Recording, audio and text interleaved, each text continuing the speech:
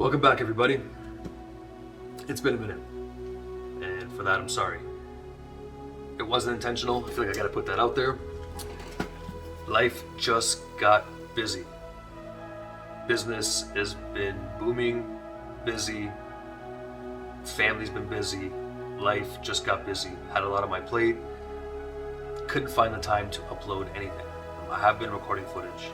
I just haven't had the chance to edit and upload anything. The project is still alive. The car's still here, as you can see.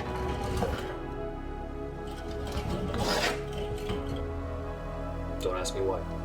A lot of the content I still have. A lot of the content is on a USB file that somehow got corrupted. And I'm still working on trying to get that recovered. The video that you're about to see now is the third part to the Airlift install. A lot has happened, but I'm still here, car's still here, project's still here, channel's still here, and you guys are still here. And for that, I'm very thankful. In this video, I finish up what needs to be finished, and I get the Airlift running. The problem that I'm having, when the car lowers in the front, it stays down. It doesn't want to come back up.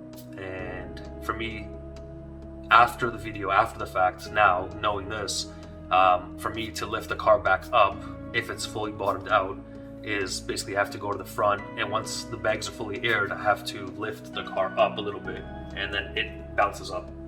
It seems like it gets stuck. From what I gather now, the dampeners are bent, stuck, or seizing, and that's what's causing the issue that you're about to see in the video. I'm sure you guys are itching to see some footage, so without further ado, here we go.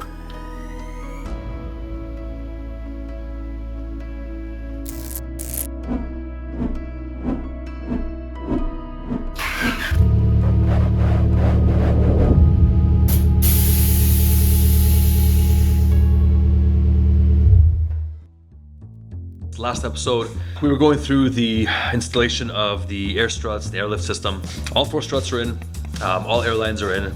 The driver's side was a pain in the ass actually to get into. Had to find a place to run the line through on the driver's side, and I couldn't find a adequate spot to run it through. So I had to end up drilling my own hole through the firewall, which didn't go so well. The first time I tried it, I ended up drilling a little too low and went into the wheel well. Kind of sucks, but I will plug that up later on at another time. Regardless, got it going, got it in there. So I ran the power lines through the firewall on the passenger side. So I got the ground there to the battery. I got the power there to the battery. So everything is wired up nicely. That's good to go. So there's not much to it as far as wiring up the airlift system. Essentially, it's just power wires from the compressor down to the front of the car to the battery. Then you have a wire with a fuse on it that has to plug into a fuse, preferably an auxiliary. Grab the ECU fuse or fuel pump fuse, something that starts up when you turn the key. This is a fuse tap. I know a lot of people, when you guys tap into fuses, you take the wire and you like to wrap it around one of the pins and then you stick the fuse back in.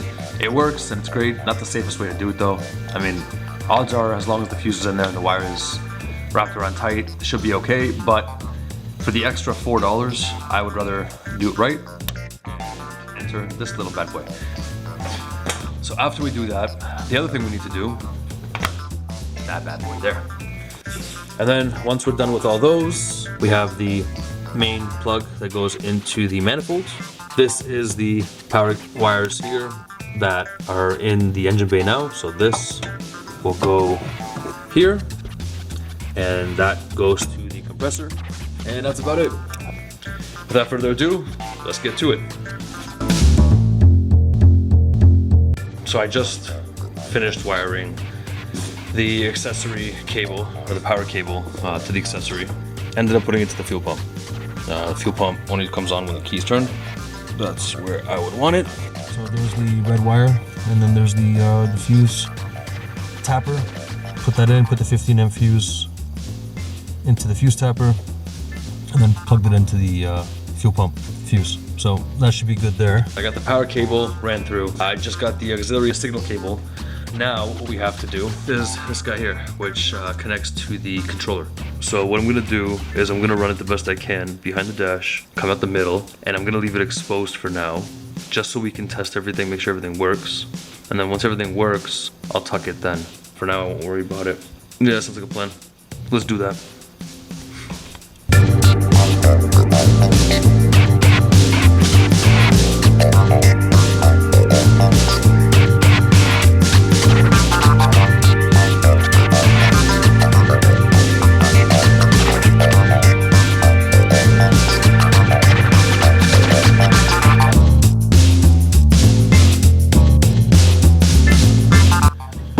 Alright everybody, so we got that wired up. Last thing to do is just wire up this power to the compressor in the back here. Once we do that, all we gotta do is put in the battery, put on our wheels, and run the compressor and see what happens. So, yeah, it's gonna be fun.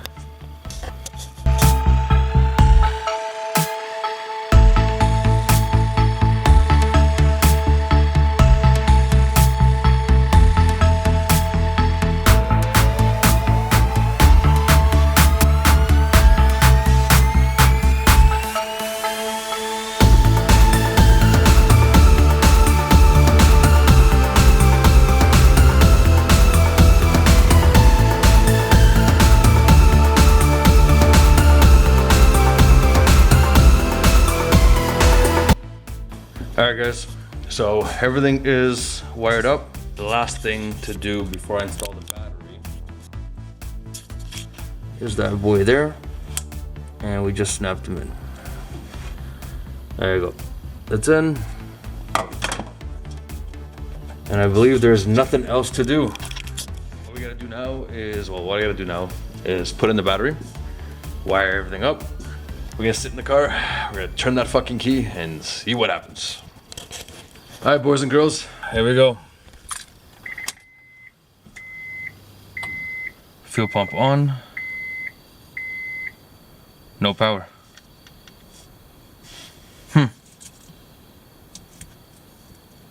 Keys all the way on right before ignition. And I'm not getting power. I'm trying to remember if I forgot something. Pretty sure I got it wired up. I got the fuse where it's supposed to be. Power hooked up to the battery. Gonna go back and trace my steps and try to figure out why it's not coming on. So I figured out the issue, and it was just stupidity. It was just, honestly, just stupidity on my part. So the fuse tab has two spots for two fuses. One spot is for the fuse that you're using, that you're tapping into. You take the fuse out, put it in there, and then you put the fuse tab in where that fuse would have gone to. The second slot is for the other fuse for whatever you're hooking up to. Without a fuse there, the line is open and it's not closing the connection, so it won't run power. For some reason, I'm like, yeah, since the line already has a fuse in it, I'm like, I don't need a fuse there. I put a fuse in there and it works. And there it goes. You can hear the compressor.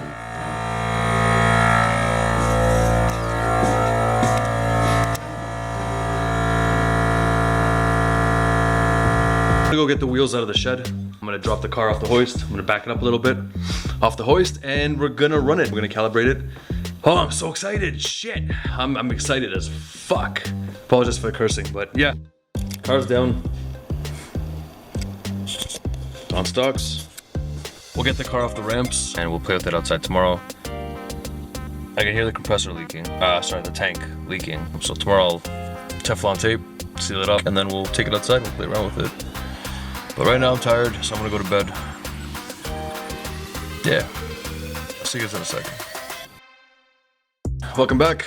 To you, it was a second. To me, it was a good couple hours of sleep. So I'm gonna pull the car out. We're gonna calibrate it and let it do its thing. Apparently it's gonna go up and down, inflate, deflate, all that crap. So I'm gonna set this down, pull the car out, and we're gonna hopefully get everything going.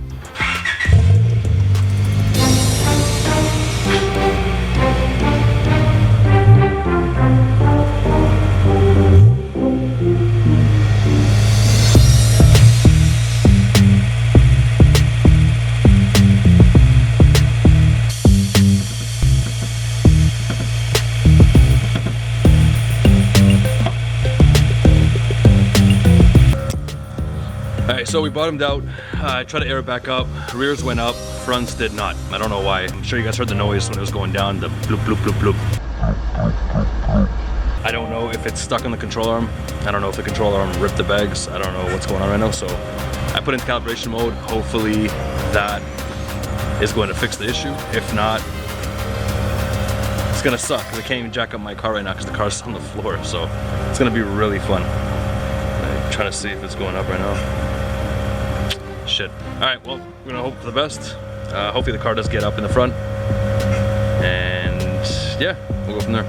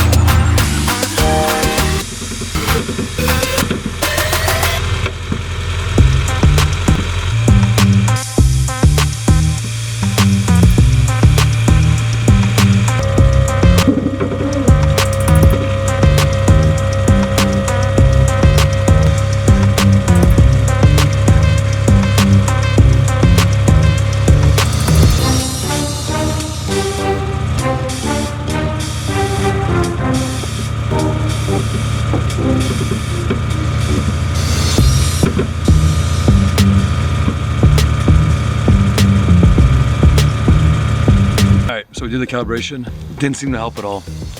I'm gonna throw this guy back into the garage, back on the hoist, put it up, take the wheels off, look at the upper control arms, and I hope that's the issue. I hope that's what it is. It's really bugging me, man. But we're almost there. We did the install, we got through so much. It's just a little hiccup, and we'll get it figured out. And that's it. Hope you guys like what you saw. If you haven't subscribed already, please subscribe. Hit that bell so you get notified for upcoming videos, which I am currently working on right now as I speak. I want to take this opportunity to say thank you. Thank you to everybody that's stuck around. I really appreciate your patience. Thank you for being here. Thank you for the support. I guess there's not much else to say. I guess I will see you in the next one. Peace.